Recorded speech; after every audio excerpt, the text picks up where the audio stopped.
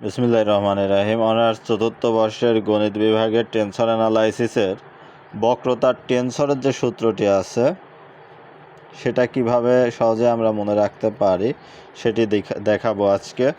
তো বক্রতার টেনসরের যে সূত্রটি আমরা সবাই জানি যে সেটা আর আই জে কে এইভাবে লেখা হয়।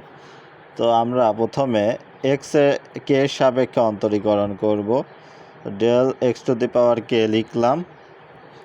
তারপরে এখন আমরা এই কে বাদ দিয়ে দিব, তাহলে এ আই জে পাবো।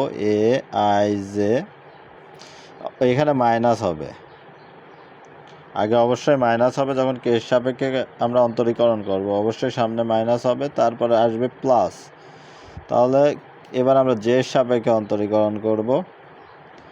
তো জে এর সাপেক্ষে অন্তরীকরণ যখন করব এ আই কে পাবো আমরা। এ আই কে আর মাইনাস প্লাস মাইনাস, এবার আসবে মাইনাস।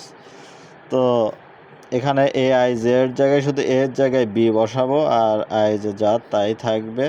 এবার এখান থেকে আমরা শুধু এই আই জেকে বাদ দিয়ে দেব, তাহলে এখানে এ আর কে পাচ্ছি আর নতুন আমরা একটা ইন্ডেক্স বি নেব।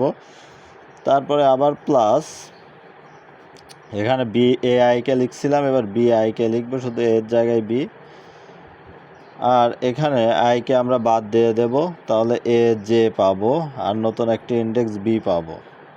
তো এইভাবে আমরা সহজেই বক্রতার টেনসরের সূত্রটি লিখতে পারি।